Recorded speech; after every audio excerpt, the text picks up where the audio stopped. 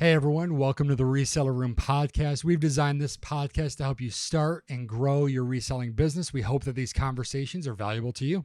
Today we're talking about a fun topic, the 5 levels of sourcing, and we're going to go in depth about how this can change your reselling business.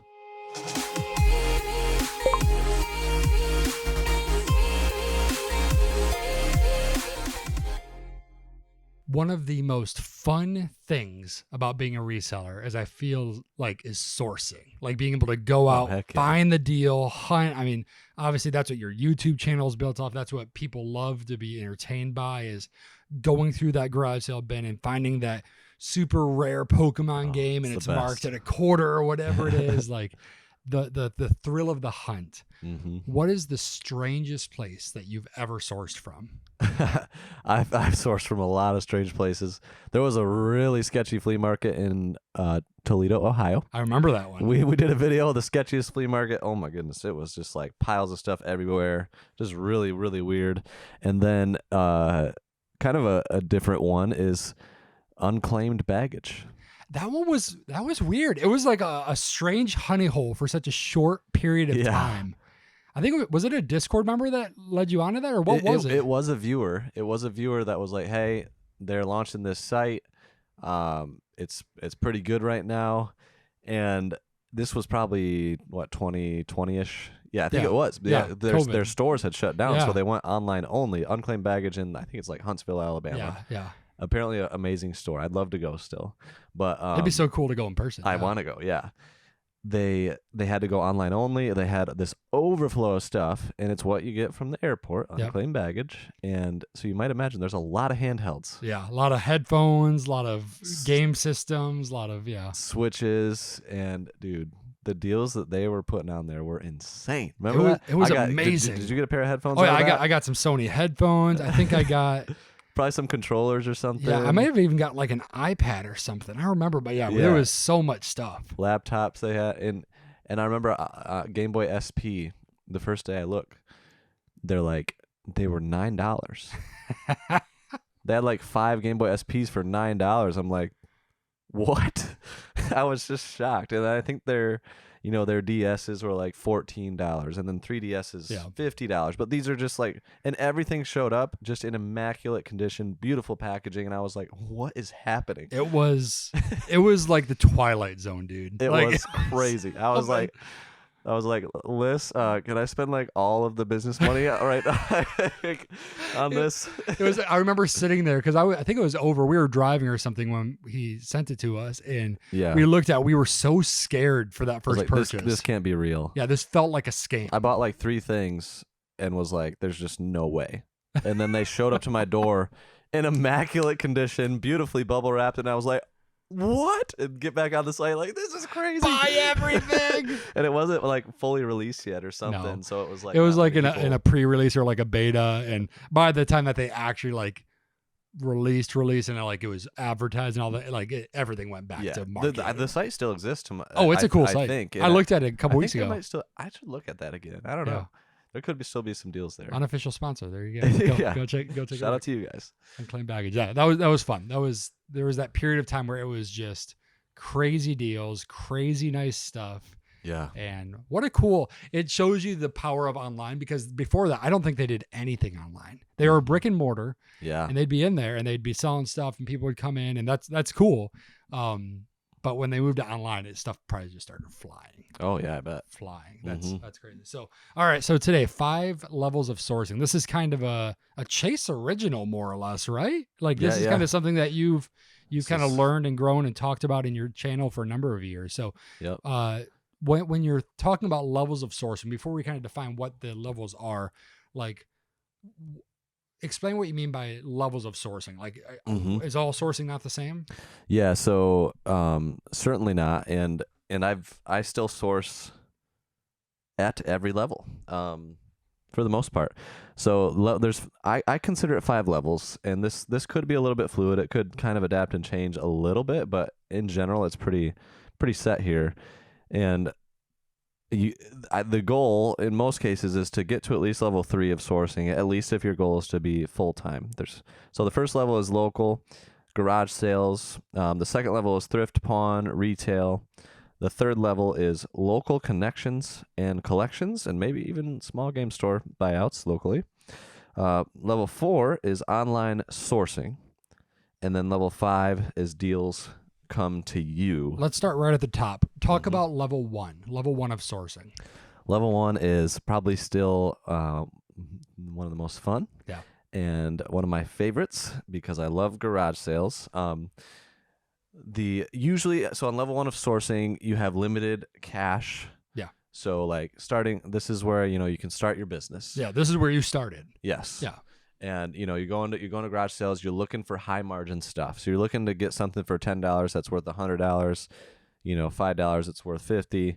I don't know why I'm going with a 10x on both examples, but that's honestly, that's where it kind of ends up being, is because with garage sales, there's no return policy, there's no testing, there's no guarantees of anything, so you kind of have to buy at a really low margin point, because the stuff that doesn't make the video is the N64 system that you get home. It doesn't work. Yes. And you have to either repair or sell for parts. And for sure. Yeah. There's a little bit more like things like that can happen.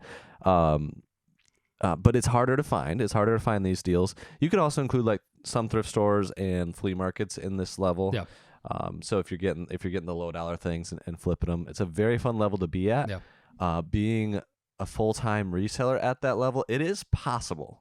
It's a grind, but it is challenging, and I would say it's really not all that possible because you do need to get a higher cash flow to be able to, and that's where level 2 comes in, which this is pretty much the local hustle, but like cash flow is no longer an issue, and you're going to include things like pawn shops, retail stores, when Walmart puts stuff on clearance, or these auctions, local auctions. People can really do well with those if they do those. So before we jump to level 2, I'm curious, with level 1, what are some of the practices that you've had to see success at that level? Because you can go to garage sales, or even like your smaller pawn shops, or even like thrift stores. Like, how do you have success at level 1? Well, being friendly is big. If you're going to garage sales, you got to ask at every sale. The power of the ask is everything. Single sale. For what you're looking for, and you need to list it out. Yeah, you can't say video games. Yes. You have to say video games, Game Boy, Nintendo, PlayStation, handheld. Like, yes, exactly. List it all out. Consistent effort. Yep. You can't go to 5 sales and say garage sales suck. No.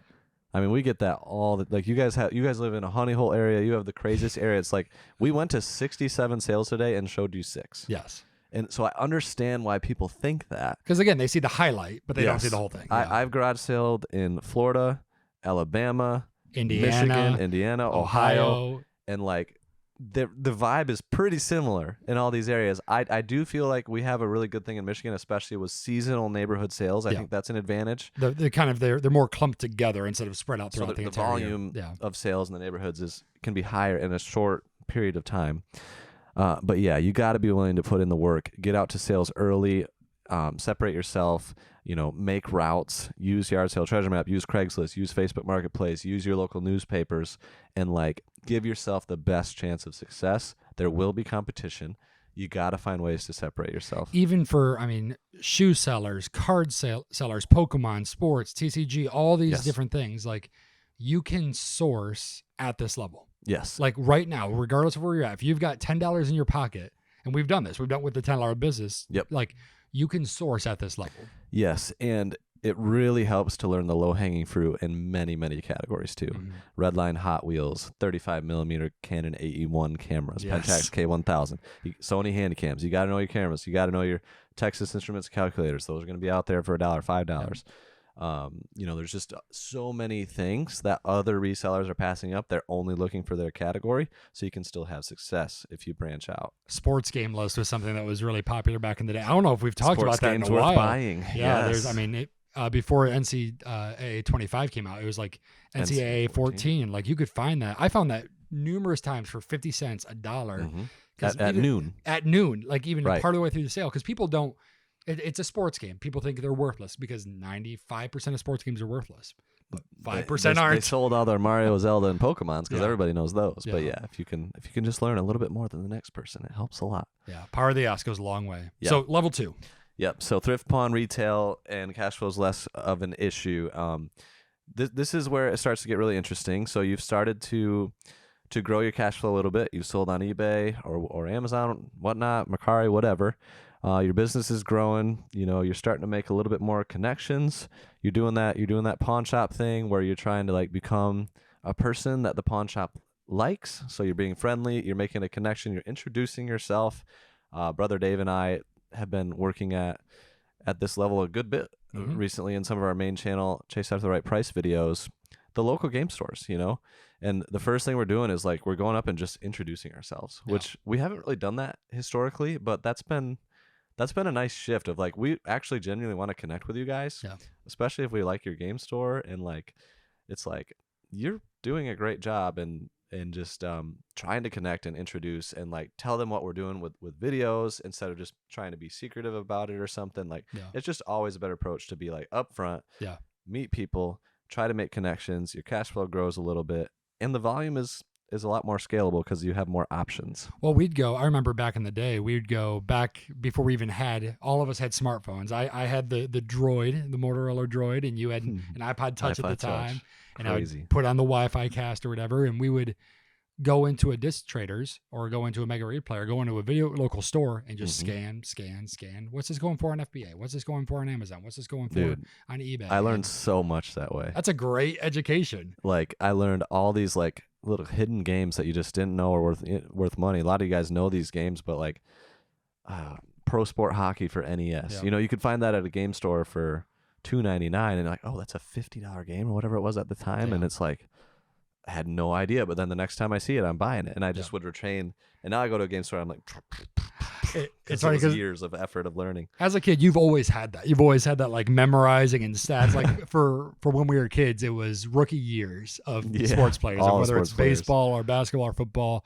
I could ask Chase at any point, like, what was this person's rookie year? And boom, just could probably still do that for at least for 2000s or older players. So just because of sports cards, I was memorizing price guides and like knew like what are the key years for all these players and stuff. And that's how I've always been. So because at level 2, you're able to kind of get more consistent inventory.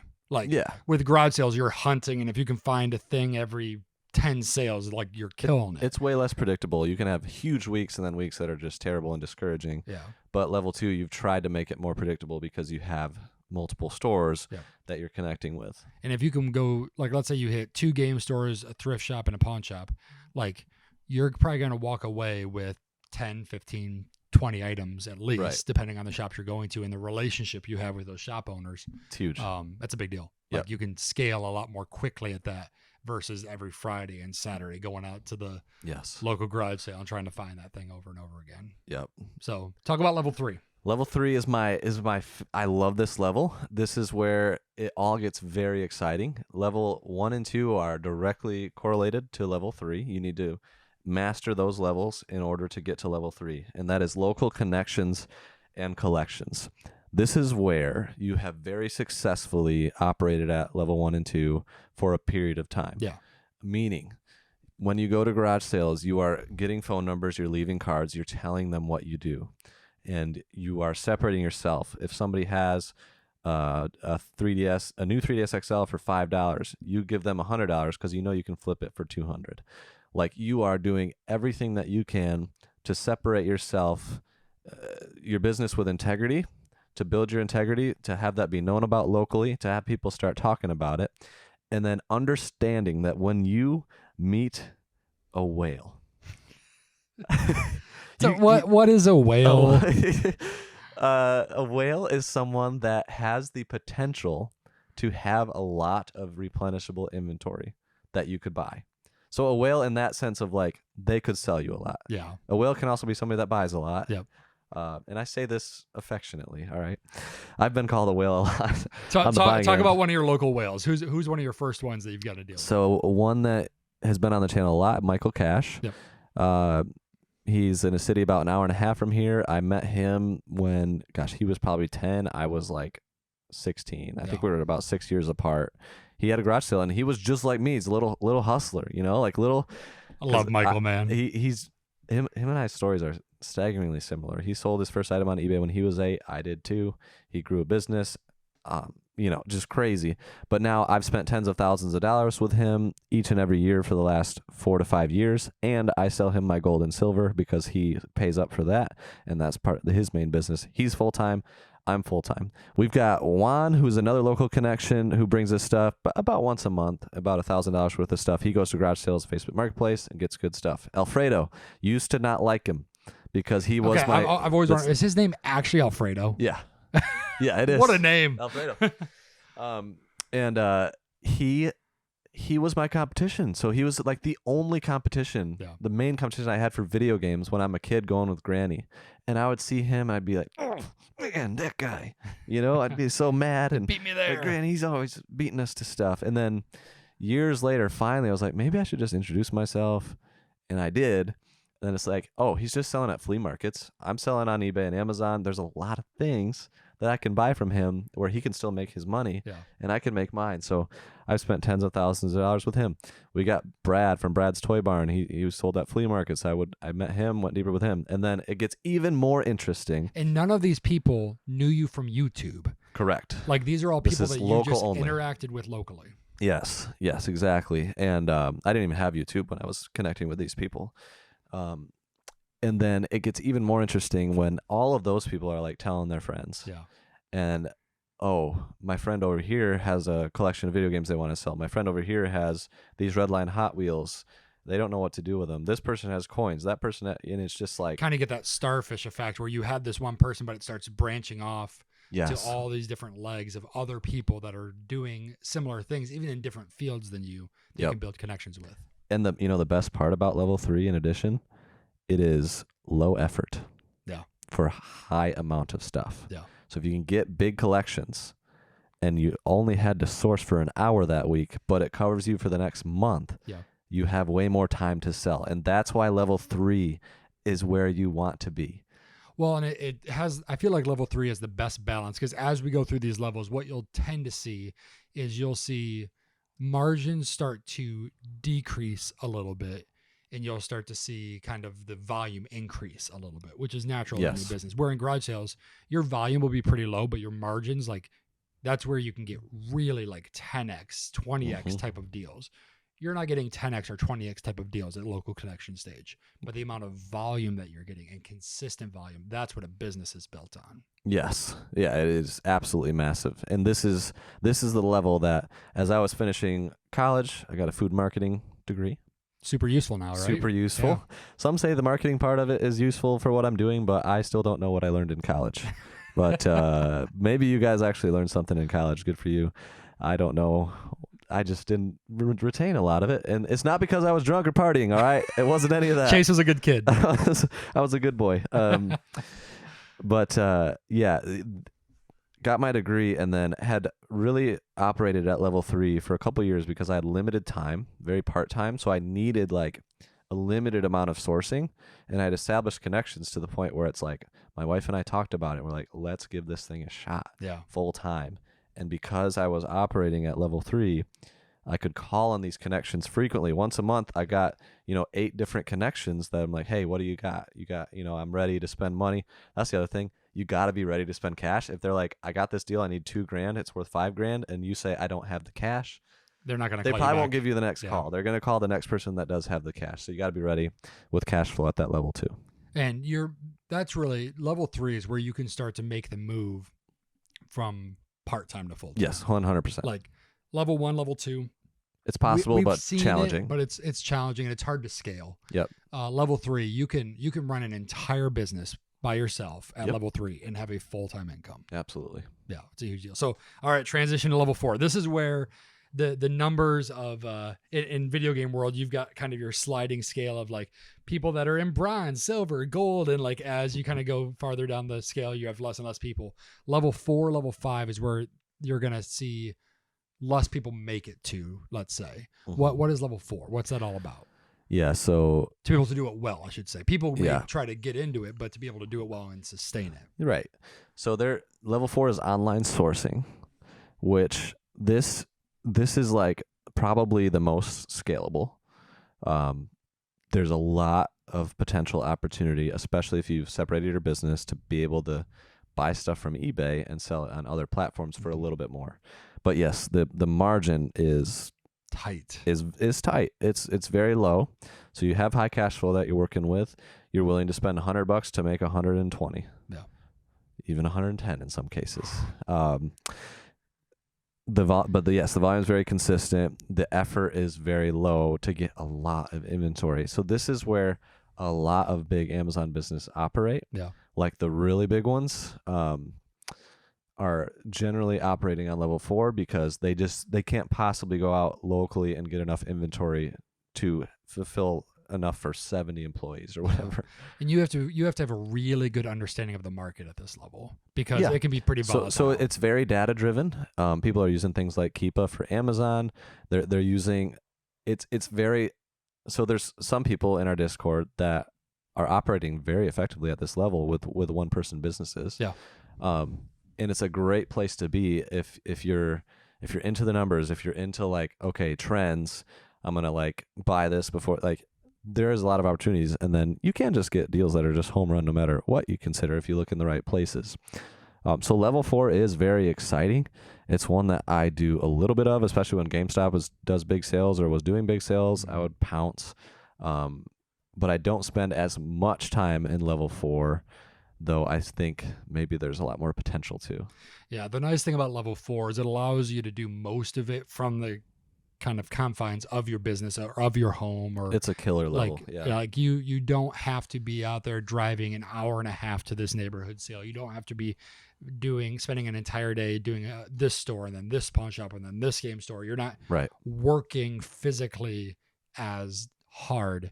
But you have to be a lot more intentional in your actions because you can do it all online. Yes, but you can source for 1 hour, get 5,000 hours worth of stuff, and make 6,500. Yeah, so 1,500 in profit. Like it makes sense why people are doing this. This is where your profit dollar per hour equation starts to come into effect because even though your raw margins at level 1 and 2 might be way higher percentage, way higher. Your profit dollar per hour of the time, because time is the one thing that you can't get more of, like that matters. And this is where efficiency starts to come into the equation in a pretty major way. Massively efficient. Yeah. So, okay, bring us to level 5. All right, level 5. This is the level, man. This is a very, very fun level to be, and this is where deals come to you.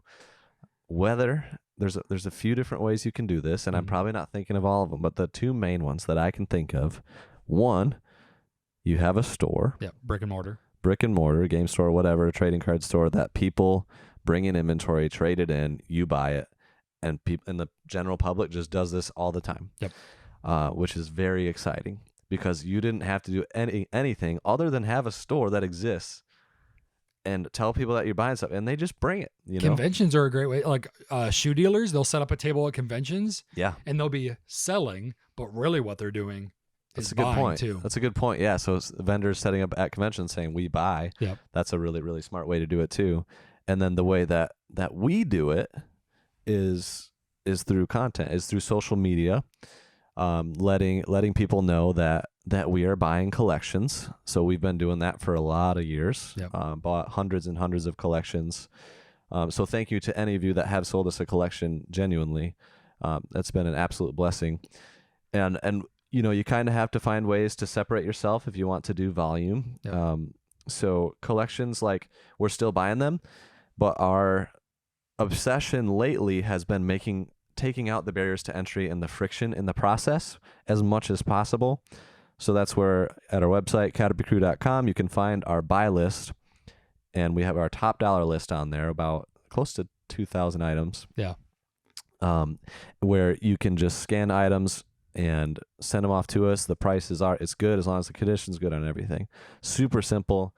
We have over 1,000 users on there sending items to us now. The thing that's cool about that process is that the people that are selling you stuff, so obviously it's great for your business, and at this level, your margins are probably the smallest that they are at any of the levels. Yeah. Is because you want to pay really well. This entire thing is built off consistent relationships of people selling, whether it's a one-time collection or they're coming back and they have a business and they're giving you stock that you can move better, faster, for stronger margins than they can, and you guys both win in that. It's built on relationships. So your guys' ability to not only process those things but pay better than almost anywhere. Like they can't go to a local game store or even sell on eBay sometimes for some of this stuff and get the same amount for really low effort for them for selling, really good margins for them, or really good kind of value for them as far as profit dollars. It's a win-win deal. Yeah, it's everybody huge. makes money, and that's our goal because we want you to keep sending us stuff. Yeah.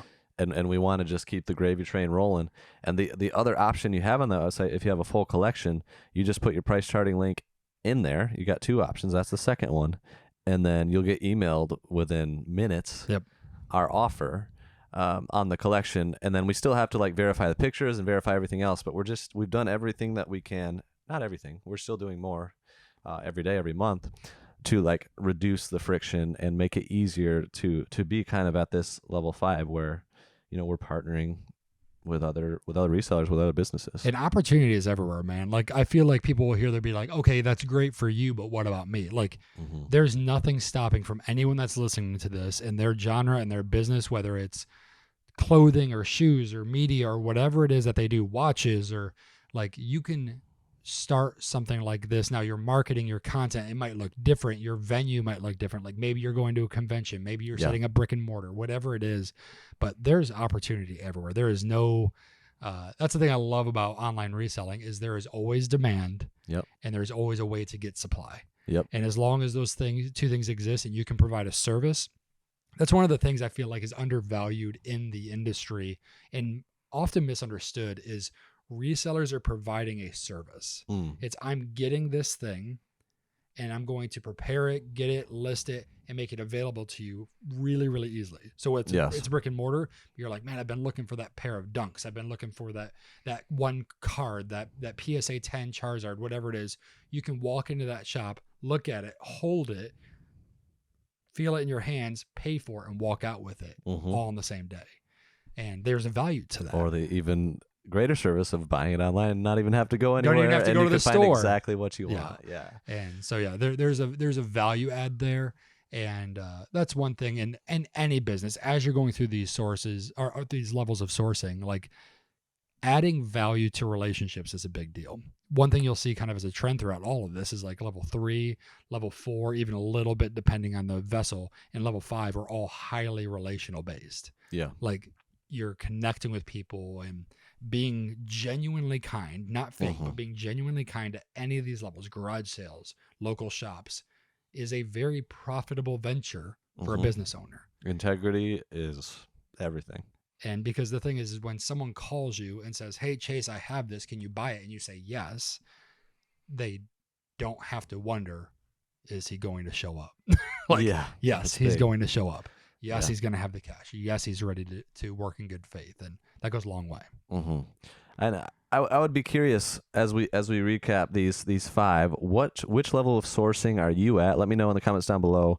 Or which of these levels is your favorite to operate at? So we have level 1, which is local garage sales. Level 2 is thrift, pawn, and retail. Level 3, local connections and collections. Level 4, online sourcing.